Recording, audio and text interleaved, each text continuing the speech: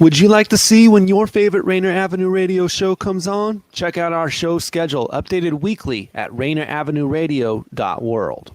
Are you a small business owner in Seattle who was impacted by COVID-19? The Seattle Office of Economic Development is investing $8 million to connect small businesses to operating capital. The Small Business Capital Access Program will lower the cost of Washington State Small Business Flex Fund loans by paying down 25% of the loan principal. Eligible small businesses can borrow up to $150,000 with a 4% interest rate to cover expenses like payroll, rent, utilities, and supplies. Join Rainier Avenue Radio from 5 to midnight for Sunday evening sound sessions. Jazz from the Cabinets from Big Poppy. That's right. It's time once again for Jazz from the Cabinets with Big Poppy. Sergio LaCour's Love Lines. It's Sergio's Love Lines with Sergio LaCour. Go to the phone line. Tell her who we talking to. Sage Prince, Just My Opinion. This is Sage, and that's just about going to do it for the first half of Just My Opinion. K-Fox Nightbeat with Nasty Ness Rodriguez. It's the beat of the Fox. K-Fox Nightbeat, Nasty Ness. You know what? You're going to listen from 5 to midnight. Just turn it on and don't stop. DJ Alibaba. The Underground Surround Sound Start Time with Paul Pearson. Tuning in, my name is Paul Pearson. Sunday evening sound sessions on Rainier Avenue Radio. Trust me, you'll be listening the entire time from 5 to midnight. Sunday evening, your sound session on Rainier Avenue Radio. Are you feeling the Seattle squeeze? The Seattle Department of Transportation has an app for that. Dot Maps will let you find where construction is taking place now and in the months ahead, and you can even set up email notifications. Find more info on SDOT's blog or access Dot Maps at streetwork.seattle.gov/map. Welcome to the Fitness Corner. I'm your host, Mark Bryant, and you're going to get a whole total body workout on my show, starting off with a warm-up, aerobics, strength training, cool down, and stretching every Friday from 11:30 to 12 right here on Rainier Avenue Radio.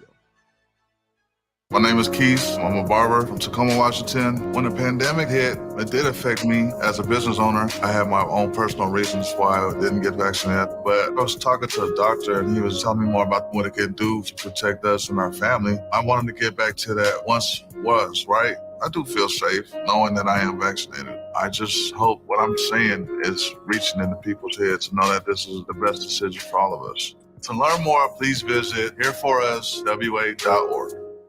This is Rainier Avenue Radio.world. You're listening to Heartbeat Radio. I'm your host, Cindi Bright. Heartbeat Radio is a conversation aimed to take the pulse of corporate America. Opportunities for people of color, we're getting lost in the shuffle of change. I'm that provocateur of change. Parts of corporate America are addressed. Access and opportunities will be accelerated for all people. Through Heartbeat Radio, you will gain a deeper understanding of what is necessary for change. Good evening, everybody. Welcome to Heartbeat Radio and Podcast. It's Wednesday evening. It actually feels like spring out, and it's supposed to be really nice tomorrow. So I'm looking forward to that. Thank you for joining us tonight. With Joy and I, let's bring Joy on. Joy and I tonight are going to do kind of, hey, Joy. Joy was listening or fielding my text messages about the stress technology afternoon that I've had this afternoon. It's always me. I always have problems with technology.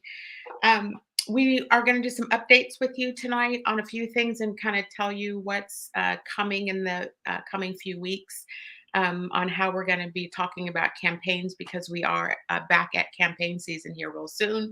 We're going to do some conversation about just some of the current events and use the hashtag Voice of the Black Woman and talk through some of the issues tonight. So I think where we'll start the show tonight, let me also say in the second half of the show, we do have a guest that we did not market. We did secure her. She is the president of Native Action Network. Her name is Iris Friday. She's the president, and she's going to come on and talk about Native American women and how to run for office. So we are at that time again, Joy. We have a deadline of May the 20th coming up for people to file.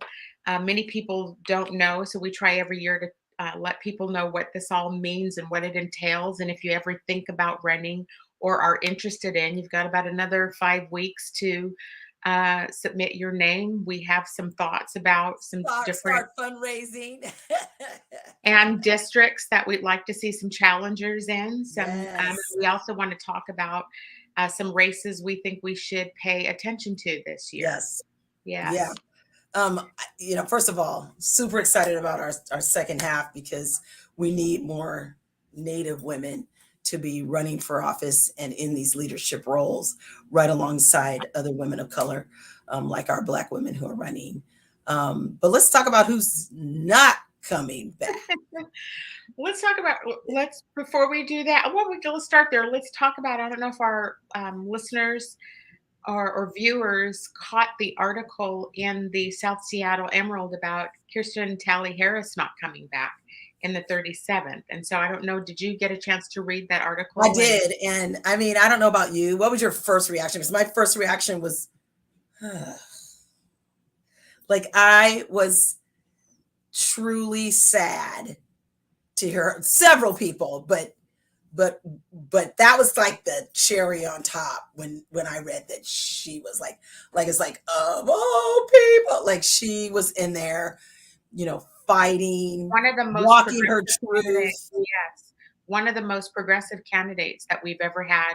Absolutely. And to lose a candidate like that in their first, I mean, they've served out one term. For the House and Senate, those are, the House is 2-year.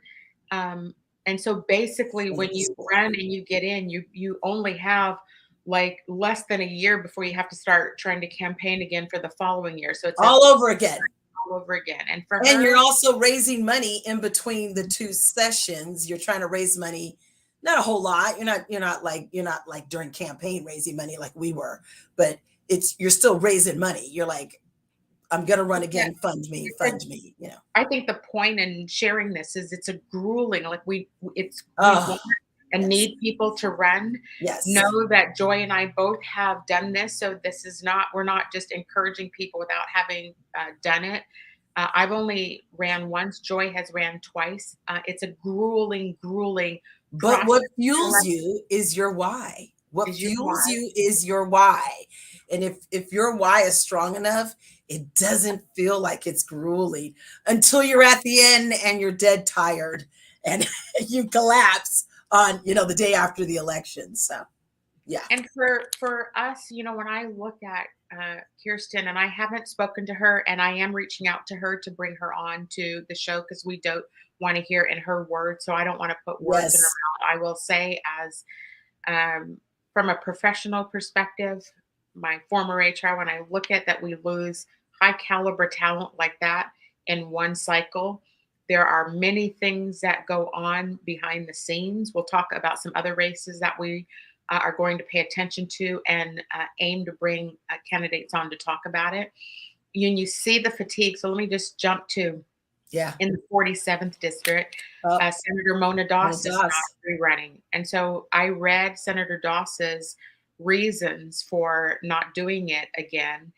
And there were several things she referenced. She referenced a lot about fatigue, and she referenced, these roles. When people do this work, to your point about the why, they're making $50,000 a year, and they're working 90 hours a week. Yeah. And so you clearly, she's a single woman. I mean, that, again, this is an ecosystem.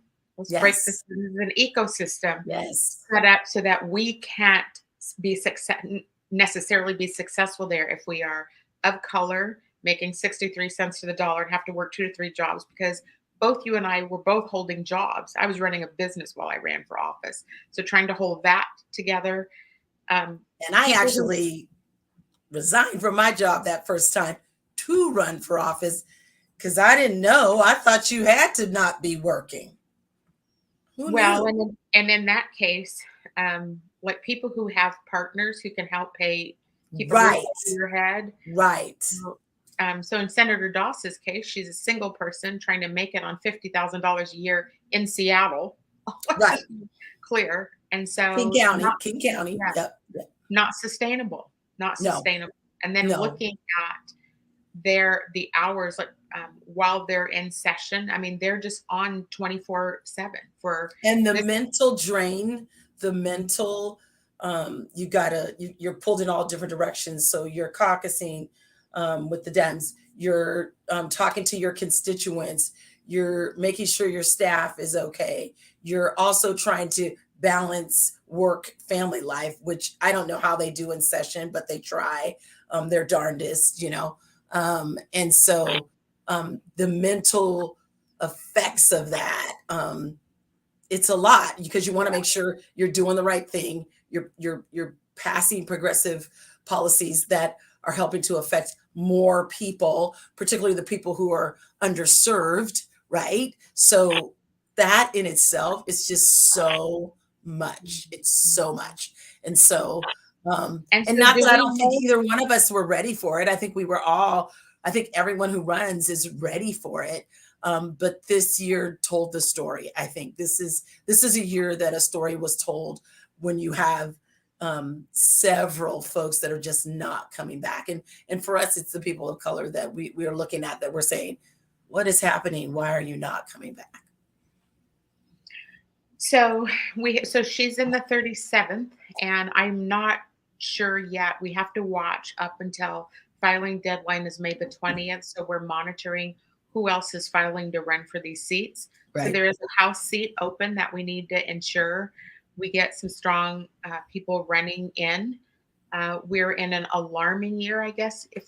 I guess every year is kind of an alarming year, though, that of takeover. Our democracy we are at war with keeping our democracy. So yeah, every year is an important year. There should be no off voting anyway, off elections anyway. It should just be one election every 4 years. It's the president on down. That's just me. I just think it would be so much simpler. Next seat we should pay attention to is in the 30th district, because Representative Jesse Johnson, who was very out front with the police accountability work and did a lot. Decided, I mean, he's been in one term, and his reasons that he stated, where I saw he has an adorable son. So he absolutely has a family, and let's talk about his wife. Let's talk. What man do you know is like, you know what? I love how he said it's always the women who have to put their career on hold or take a back seat to their husband. And he's like, not doing that. This is her time, and I'm going to give that to her. And I was like, that is so awesome. That is, but again, a hard decision because he's done so much good work. A district that has a lot of BIPOC people. And so we know thus far the people who have signed up to run. A prominent person in our community is Reverend Carrie Anderson has stepped up to run for that seat. Christine Reeves, who was a former House representative in the past, she ran for Congress 2 years ago against Marilyn Strickland. Mm-hmm. She's back in for this seat. And then Leandra Kraft. So we're going to pay attention to see, and we will be reaching out to those folks and bringing them all on as well, so we can talk about the 30th district, and so that our audience and people can be informed about and make a decision on who they feel like is going to be a good representative or senator, whatever the seat may be, for their district. Absolutely. We want you to have all the knowledge. We're not going to be covering. We're doing it a little different this year because we're not going to cover every single campaign. No. We are certainly going to do a Black women show where we bring the Black women candidates who are running on. It is likely we'll do that as a collective group. We'll see how many we have and figure out from there. But we've strategically decided to not host every week political shows. We do want to continue to cover current events and issues that are happening in our world, and be the voice of other issues that are going on in Black community too. So we wanted to talk to the audience today about that, to let you know. Let's start with what's on everyone's mind, or what are we calling it? The slap. What about the slap, Joy? What do you want to talk about? First of all, I didn't think it was real. I'm just gonna be honest. I was like, wait, what happened? I there's, first of all, some of the fashions are so awful. They're either over the top, extra, or you don't hardly have anything on. And I just think the women that come so classy in haute couture and they're looking fabulous, yay you. The other ones I'm like, so I wasn't watching it. And someone texted me and said, hey, you should have this on. And I was like, why? Because Will Smith just slapped Chris Rock. Okay, we got past that. And then I wanted to go back and look at the video. And then I did. And I was like, okay, I can understand why I don't agree with him that he did that. But I can say I understand. That's all I'm going to say. It's like, I don't agree, but I understand. And yes, he should keep his statue. Because let's name all the people who've kept their statue, Cindy. Here comes the slap. Oh, it's so much. Don't show it. Oh my God. Oh, Clint Eastwood, John Wayne, Louis C.K., like all of these people who've done crazy things, said crazy things, assaulted women, allegedly. You all got to keep your statues. There's nobody's coming after you. But oh no, we got to go after Will Smith. Now, I will say, I understand how Wanda Sykes, did you see her take on it? No. I do understand how she feels because she was a host with Amy Schumer and the other beautiful Black woman from Girls Trip. And I understand what she's saying. She's like, why did they let him stay there and sit there? Like, that was her thing. Like, and then she came back from her trailer and she's like, what's happening? What's everybody talking about? Because she went to go change and to be back for the show. And it was awful. It was awful. It did take away from a lot of Black folks who were supposed to receive all these accolades. But I understand. That's what I'm gonna say. I understand. It's such a difficult. It's so difficult. It is to critique it. I guess the deepest part of me, because I live in this society where I don't feel protected and I don't feel defended, and I can't remember a man that's actually stood up for me. That's what's my first thing.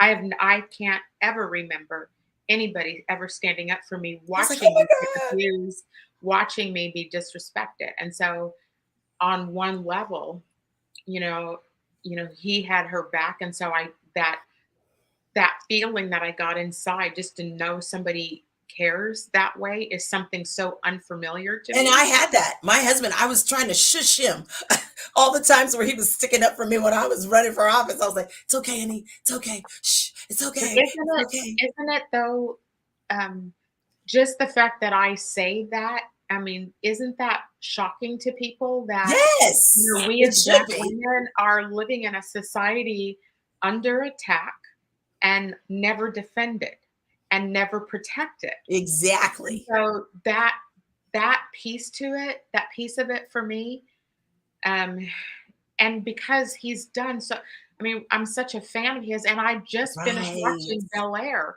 and that is done. That the new. You said that's it's on my list to watch. You said it's fabulous. Yeah. And so, a great job on it. And so I don't want to see his legacy defined by this when he's done so much good in the world. And he resigned from the Academy.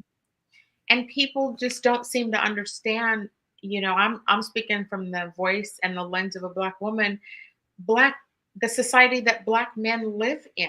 I mean, he too, and he's a public, so he has to listen to everybody's opinions every day too, and criticism and people getting into his personal life, the disentanglement and all their personal life that it's none of our business. And it has been on public display. I can only imagine. In fact, I posted, I'm one comment away from bitch slapping somebody too, because we just get tired of listening to their freaking opinions about a life that they don't live or being under attack. So it's a very difficult. I heard a woman of color this week say, they don't know me and they don't understand me and they have no idea where I came from. Mm-hmm.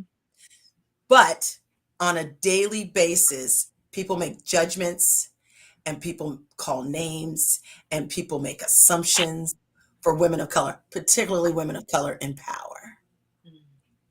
And have the internet to publish it on, and have all the people pray. Anonymity.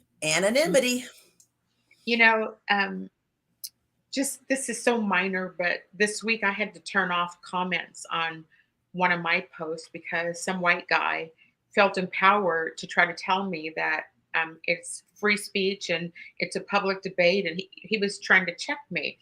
And so I looked at his comment. I'm like, mofo, not on my page. You're not going to do that. And so I just turned the comments off instead of replying to him, because people feel like a life that they don't live, an experience that they don't have, they want to comment and give opinions on, and we don't care what you freaking think, because it's not your life.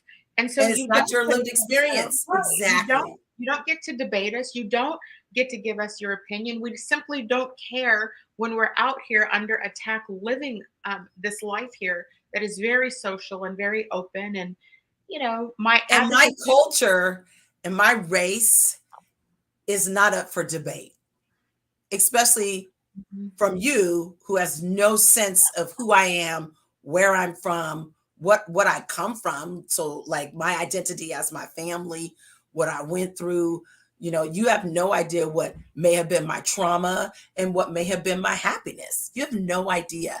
So don't debate that with me, because and I have every right. You know, the criticism I get is because I speak on behalf of Black lives, Black people, which I will continue to do. And I don't need to mansplain to you. I don't need any of your, I'm going to do what I'm going to do. And that has nothing. This is not taking away from anybody white's life.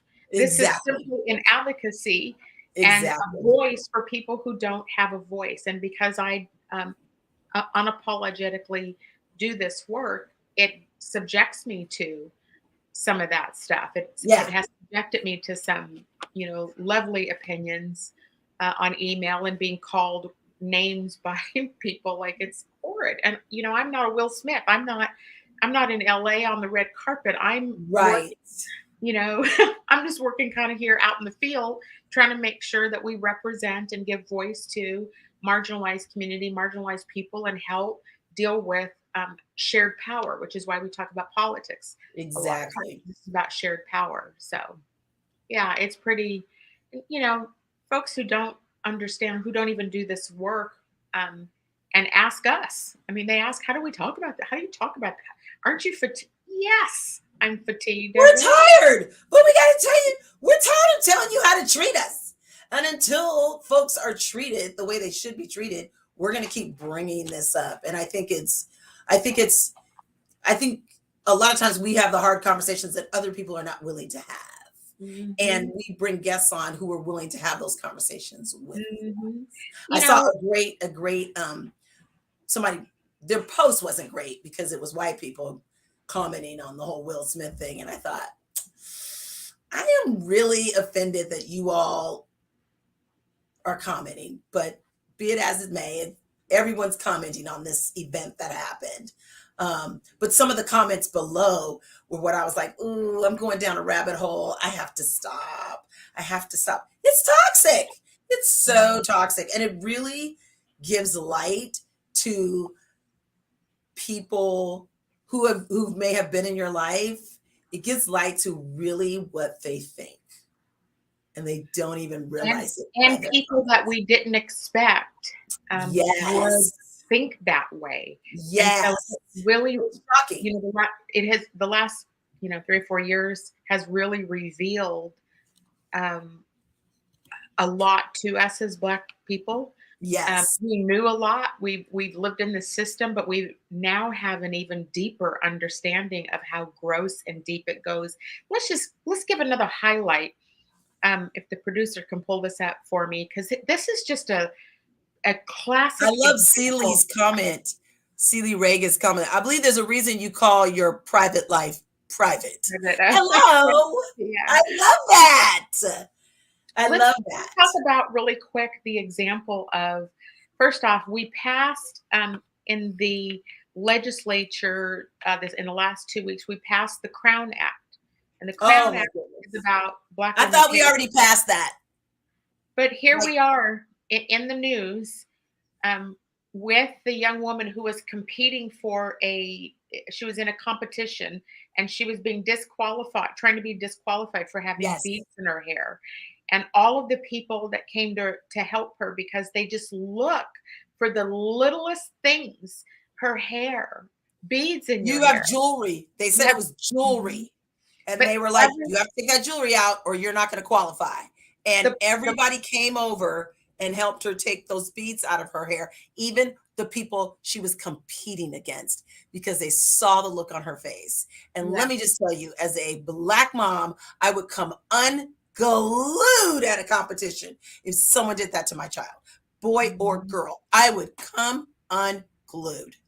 Let's put Gwen's comment back up there. We as women, Black women, should learn from Monique. If you want to see change, keep talking about the issues, and with time, change is going to come. She's talking about the fact that Lee Daniels and Monique made up this past week. Whoop, whoop. I'm sorry, but I prayed about that one. I prayed about that one several years back because she was deeply affected by it. And I saw that she was deeply affected by it. Have you watched her career? Yeah, it's, I'm talking about this a lot on the show because I'm trying to help people to not just have empathy, but to be able to understand just how much this is on us and how different our lives are from theirs. Yes. And so the lens of which the judgment comes is through what they know to be their life, and not having an understanding of, we can't have beads in our hair, or our children can't go out the front door, or we can't say something, or we can't be angry, or we can't break, we can't be human. And we can't be human. And so, we are viewed as indispensable, not having feeling. If I have one more person say to me, describe the first word that comes out of their mouth about me, is that she's a strong woman. And I have corrected every single person that has said that. And I say, this is not strength, this is pain. And so I want people to think deeper than just what you see here. That strength is the result of pain. And so if someone like me, who arguably, people think, Cindi, you've been very successful, you've done at a huge cost. You have perseverance and tenacity is what I would say. And how tired I am. You have, you've been witnessing some things lately with my own health. Like it's hell. It's just hell to be out here. I'm on my own. I don't have a partner or somebody that provides a lift for me. I've been out, doing this stuff on my own for a hot minute. And I don't regret it, because I can't, from an employment perspective, I can't go back and be abused by folks anymore. So this is the path I choose, and I stay on this path. Or it was chosen for you. Or it was chosen for me. Yeah. And I'm being protected at another level. Yeah. Yeah. I think people sometimes mistake strength for tenacity and perseverance. I really do. Because and strength is survival. It doesn't mean we don't have feelings. Correct. Like it doesn't, right? It's, you think because you're strong that you can just pull crap on me because she can deal with it. And I've heard it recently. I've heard being, left sitting in a restaurant by myself and blown off that, oh, she's a strong woman, she can deal with it. No respect, disrespectful, but this is the kind of stuff that we as Black women, what's done, it's like I'm not even a human being. Like I'm not worthy of you being respectful to my time too. And, so, those things are just so, back to the slap. Imagine the kind of things I'm talking about. He's got a wife who's been through hell and back. They're public. Their marriage is public. Their family is public. And then you joke about a health condition that she has that can't be any fun. It's disrespectful at best. And so, and not on a night where it's supposed to be this celebration. Mm-hmm.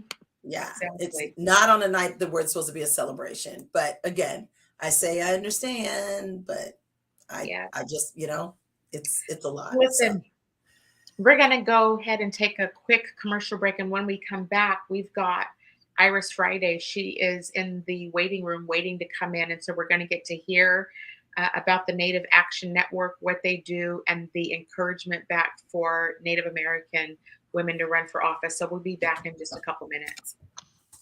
Half that up in Saks, I favor black businesses. Assuming I'm rooting for everybody that's black. Yeah. Yeah. Assuming I'm rooting for everybody that's black. Yo. Would you like to see when your favorite Rainier Avenue Radio show comes on? Check out our show schedule, updated weekly at rainieravenueradio.world. Northwest Film Forum's Collective Power Fund is now open for grant applications. Grants are starting at $2,000 up to $10,000 for individual or artist collectives. The annual grant cycle focuses primarily on supporting art that incites public dialogue, pushes boundaries, explores genre fluidity, speaks its truth through an authentic perspective, and is often non-traditional, anti-institutional, socially responsible, or disruptive of any existing structures and conventions. Learn more and apply at collectivepowernw.org. What's poppin'? This is D Money from Fresh Juice every Wednesday night, 9 to 11 p.m. on Rainier Avenue Radio. Along with my co-host, Pint Size Patron, and ID Yourself. We've reached episode 600, y'all. On April 6th, we're celebrating in-studio guest C2B, but we also want you involved as well. So email us at dbelles@live.com, dbelles@live.com. Email us with a video congratulating us on our 600 or letting us know if you want to join us live to congratulate us on the air next Wednesday, 9 to 11 p.m., April 6th. Fresh Juice number 600. Women Empowerment Talk Radio, your roadmap to business success. Tune in every Sunday at 3 p.m. on Rainier Avenue Radio.world, providing resources and sharing motivational experiences from the everyday entrepreneur. Tune in Women Empowerment Talk Radio every Sunday, 3 p.m. on Rainier Avenue Radio.world. My name is Josephine, and I live in Renton, Washington. Even after getting COVID in 2020, I still did not want to have anything to do with the vaccination. There was much fear in the African American community. Before you do anything, pray. And make sure that you're praying to get the answer and not praying to get your answer. Reconsider, asking yourself why you are hesitant about getting it. To learn more, please visit weconsiderwa.org. Rainier Avenue Radio.world is your 24/7 digital media hub. Tune in at Rainier Avenue Radio.world. Also find us on Facebook, Twitter, and TuneIn apps. Half that up in Saks, I favor black businesses. Assuming I'm rooting for everybody that's black. Yeah. Yeah. Assuming I'm rooting for everybody that's black. Yo. Welcome back to Heartbeat Radio and Podcast. I am your host, Cindi Bright. Joy and I had mentioned in the first half that we were bringing on a special guest for the second half. I'm going to turn it over to Joy and let Joy introduce in our guest. Joy knows her, and then we'll welcome her in and have a conversation with her. We've been in space together. That's what I will say. Iris Friday is president and co-founder of Native Action Network, founded by her and Claudia Kaufman in 2001. Their mission is for Native Action Network's mission to enhance the beauty, strength, and integrity of American Indian and Alaskan Native communities through personal empowerment and civic participation. Can we just bring her in, Iris Friday? Hi. Hey. Good to see you guys. How Good to see exciting. you. Good to see you. I was telling Cindi about this training because you do training for Native American women. And it's so funny. We have both come off of just seeing this Patagonia movie about Newtok Village, the Newtok Village up in Alaska, and wanting, I was like, what Alaskan or Native American woman do we know who can run and go there and take over that spot to help those people, And so I'm so glad you could join us tonight. Tell us about Native Action Network and your training that's coming up this weekend. Yeah. So Native Action Network started in 2001 with the conversation between Claudia Kaufman and myself. And we had just lost a major mentor and leader in the Native community. And so there was this void that existed. And we had a conversation about, well, what can we do? It would be nice if someone did this or that. And then you realize, you have to be the one that actually takes the steps to do these things. And so, we understand that. Yeah. And so one year we hosted our leadership development forum for Native women, and we had Enduring Spirit Honoring Awards, where we were honoring Native women for their lifetime commitments to building strong, healthy Native communities. And so we thought it was going to be a one-time thing. And the women kept asking, when are you going to host the next one? When is it going to happen? And it just seemed to have continued on. So it's been 21 years now. I've raised my kids. I'm an empty nester now. And we're still doing the work. And it still continues to nurture my spirit. And we see the impact it's making. So it's been a lot of fun. The Advocacy Bootcamp is a brand new program for us, and I'm super excited about it. We're going to be bringing together 20 Native women from across Washington State, and we even have someone joining us from Oregon. And we'll be at Island Wood for 2.5 days, and we'll be working with the women on developing their leadership action plans, their advocacy action plans, and really start planting those seeds and having these conversations about what it means to run for elected office. And why shouldn't it be you, right? Why do we have to be just the only one every once in a while that pops up? We need to normalize this and make this a regular thing. Amen. Amen to that. Let's talk about that Alaska position. That it was being held by the longest running House representative. How long was he there? 40-something years? Yeah. I'm not sure the exact amount of time, but definitely a long time. Yeah. I'm going to look it up because I have to. It's crazy. Yeah. Tell us about that. So when you look at that position and what it represents all of Alaska, right? And Alaska Native people are the indigenous people to the area, and having representation is really important. And so my hope is that we will have a Native woman that is going to be running for that open seat. And it makes so much sense.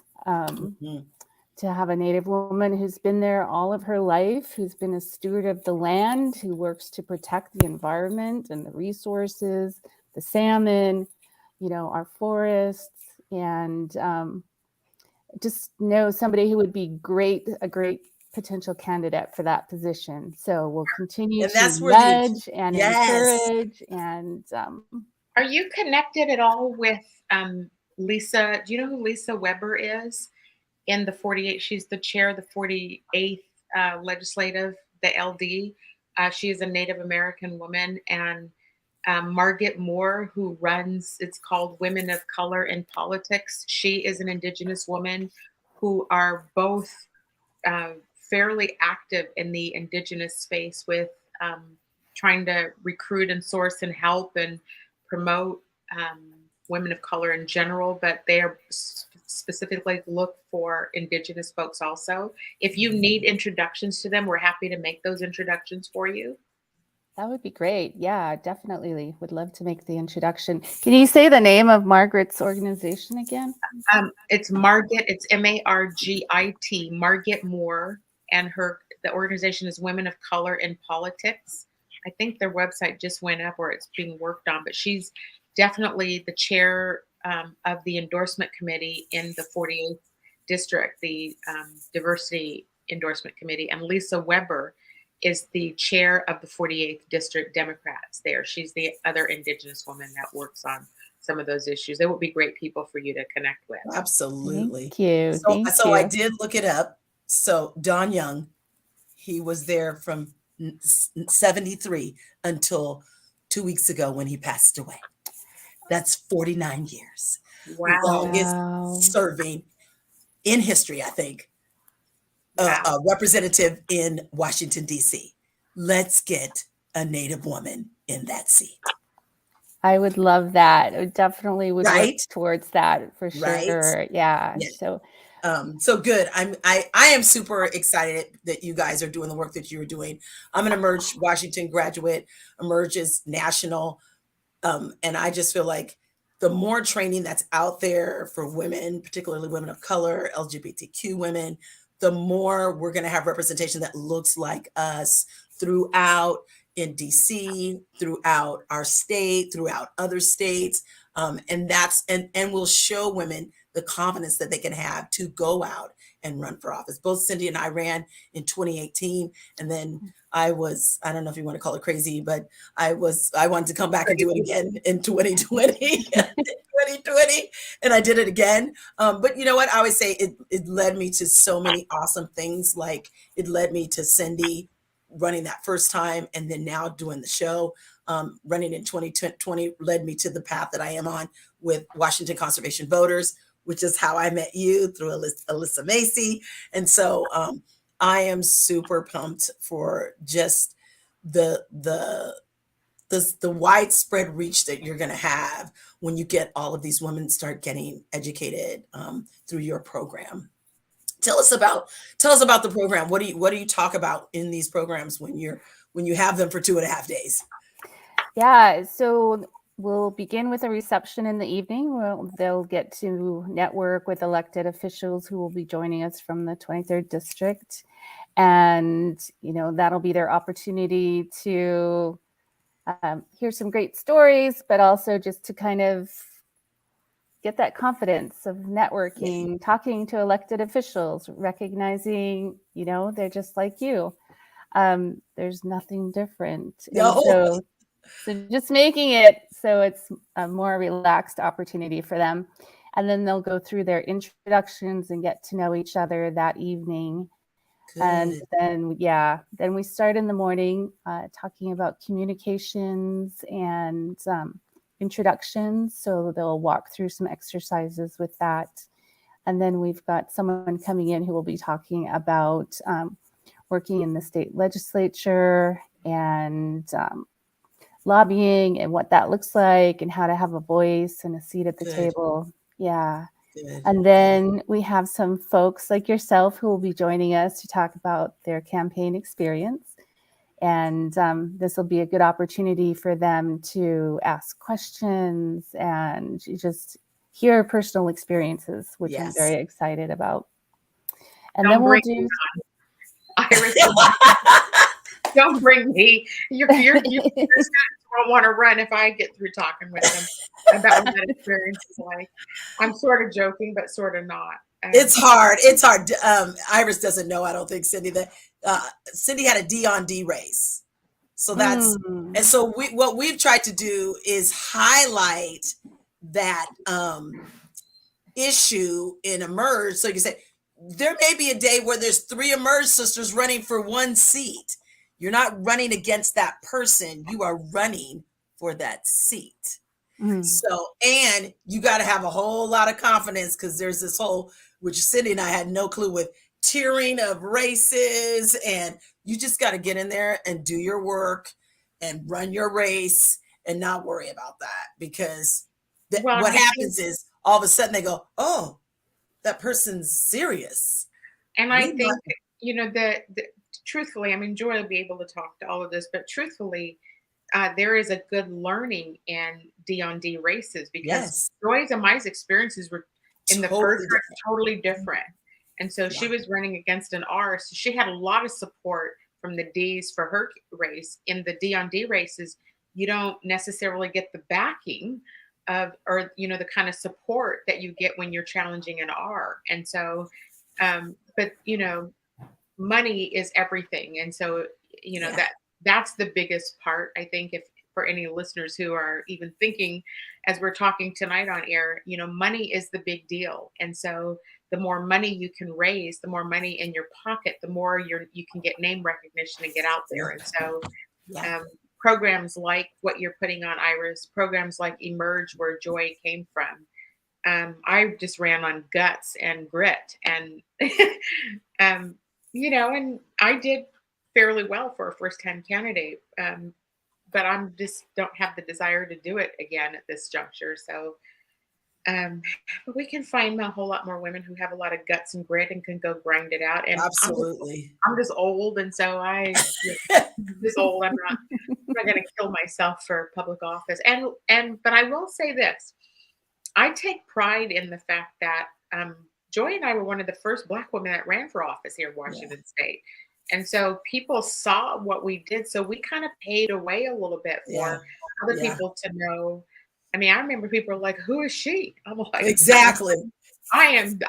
you know, so it's good because it's opened up. And so that was my role in this, I feel like, is to help open up the door for other people to start walking through. So it's good if we can get, you know, especially some younger 30 and 40-year-olds who still have a lot of stamina and want to, you know, fight that kind of, those kind of challenges every day. It's a tough space to be in. So, and it's a space that I think we don't have enough representation from our native tribes and our native brothers and sisters. I just don't think there's enough.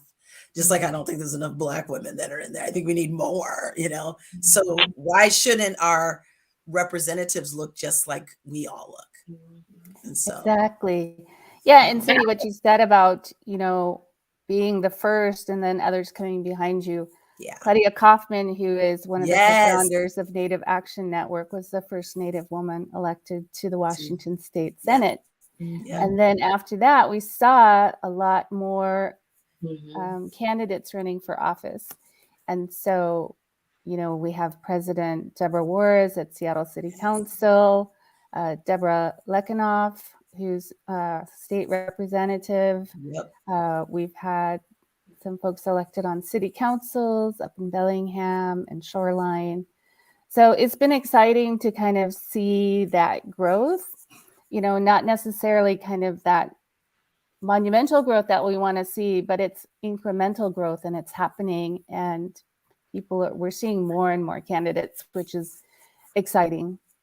And we're seeing more and more Native women take leadership roles in nonprofit and for-profit organizations, which that number is still very small.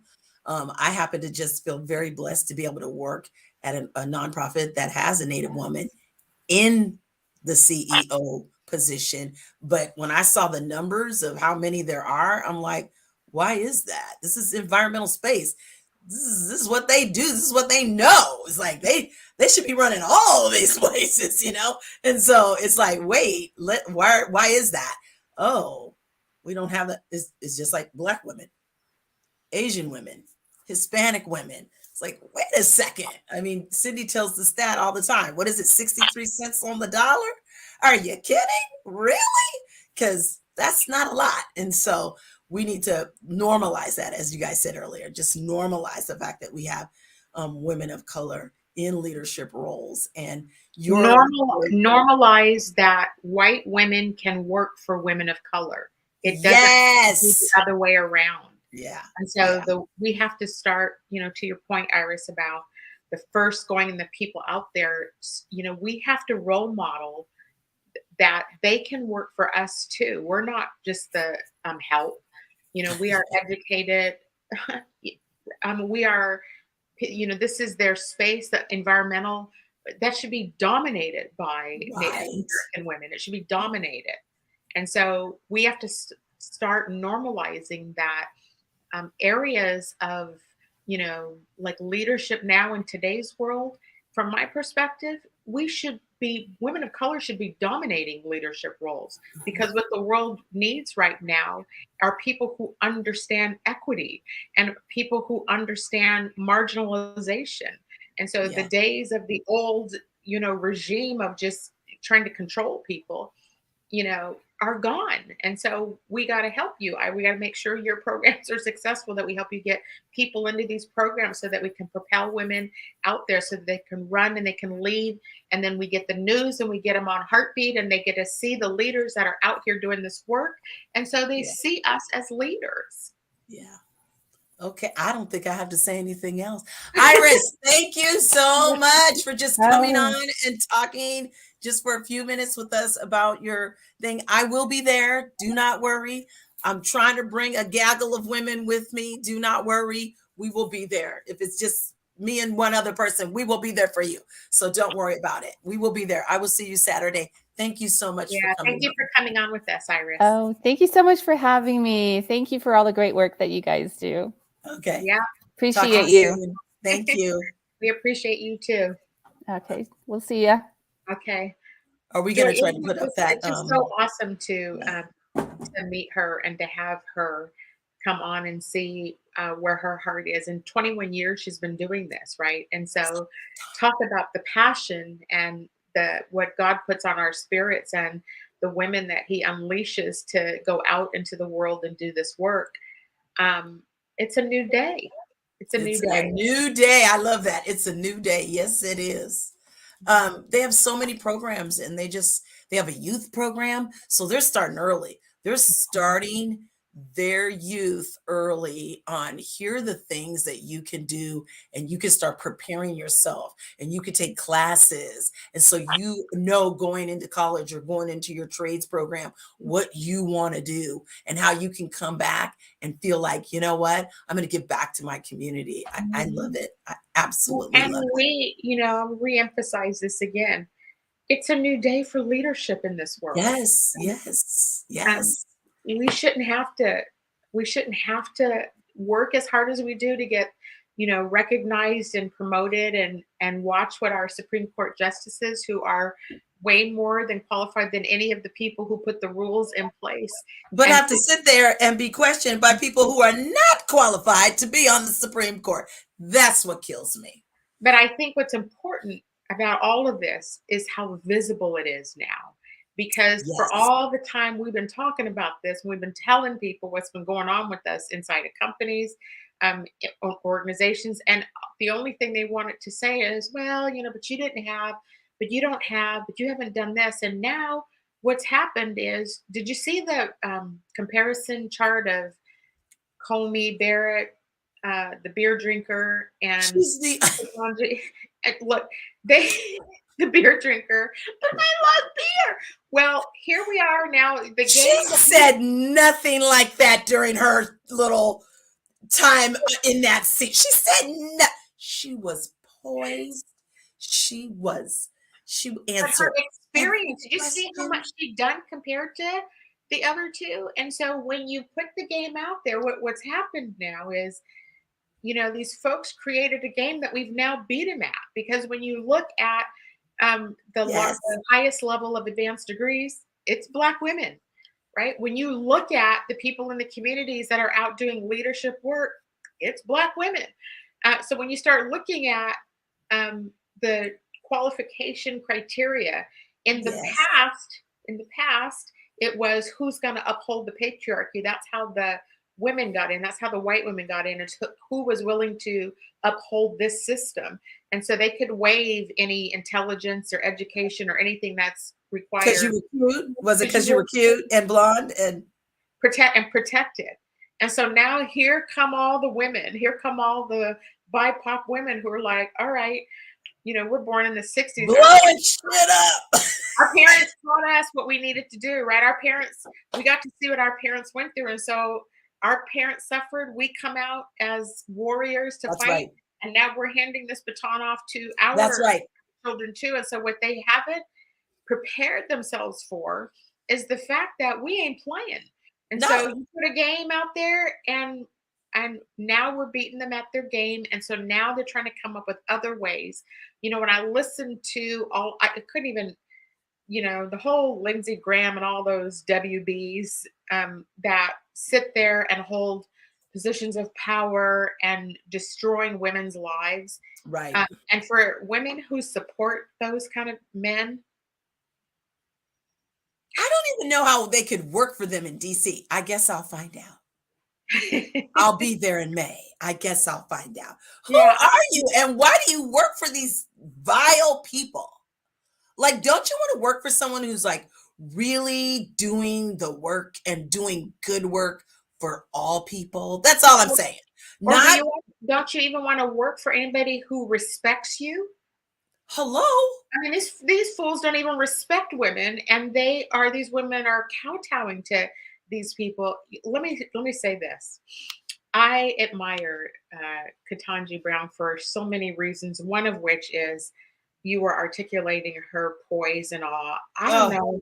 I mean, I caught the side eye look she had a couple times because every one of us have had to sit through these grueling, horrid discussions about you trying to question I have a whole story I'm going to share one of these days on air about me taking the game and playing it against the people who were trying to keep out all the BIPOC people. I'll tell that story on one of our shows about how I hedged it off and I was able to take their game and play it right against them and get what I needed to get because it's a playbook and we've seen it our entire lives on how they are and what they do and what their moves are, what the next moves are. So I love that meme because you're right. We have all been in a meeting where we're like,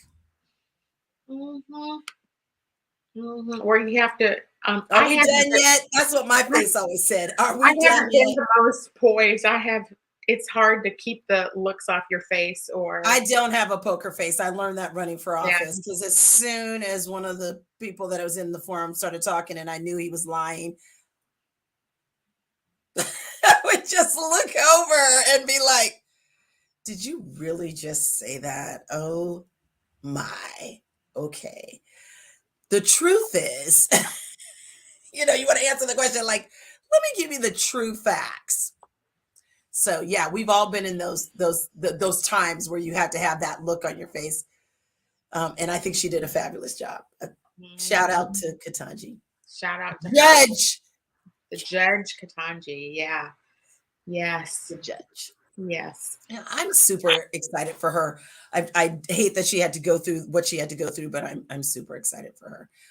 Did you catch? I know we probably don't have time to dive into this topic, but are you catching some of the commentary about her husband? About I was reading this article today about people's reaction. First off, to her being married to a white man. Why? I'm married to a white man. What's the big deal? I know.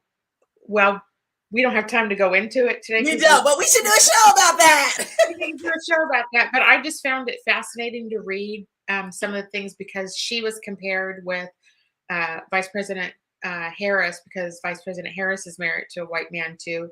So it's interesting.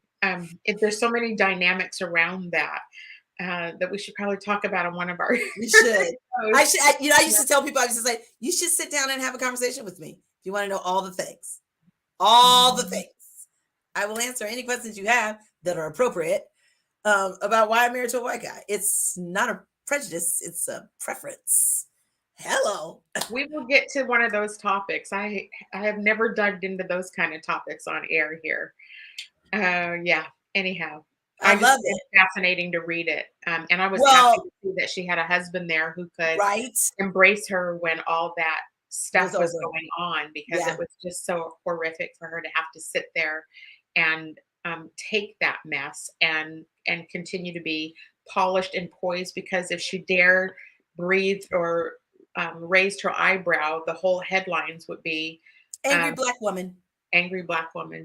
Yeah. Speaking of angry black women, I'm still mad because we ain't seen nothing or heard anything more about Brittany Griner. So we are certainly sending her. You know what? I think we should just every time we sign on and sign off to our show, just give a shout out to her and her wife and her family. Yes. I'd like to see her home safe and sound. And I'd like to see what's happening on the ground for her, in the background for her, whatever. I know I did hear one of the Congress folks say, we're trying to not make her a political pawn. Too late. Yeah, I don't know what that means, but from a human perspective, we need her home. We need her home. And so, and we understand how she is being treated. Yes. To a degree that the world probably doesn't totally comprehend because it's been so normalized that her life doesn't matter. Right. So for her family, we'll just say that right now before we close out today's show, that we are sending our thoughts and our wishes and prayer for her, that she is brought home safe. And on that note, I'm going to say we are at the hour. Thank you, everybody who joined us tonight listening to this show and supporting Heartbeat.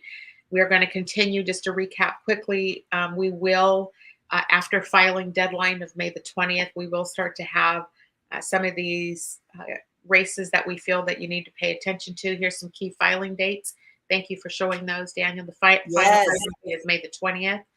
And so that week of May the 24th is when we're going to aim to try to start bringing some of these campaigns on for everybody. So thank you all for joining us tonight. Joy and I will continue to have some of this pop culture conversation and talk more the way we did tonight. Joy, thanks for being on with me again tonight. Thank you. All right, everybody, have a good evening. Love you too. That up in Saks, I favor black businesses. Assuming I'm rooting for everybody that's black. Yeah. Yeah. Assuming I'm rooting for everybody that's black. Yo.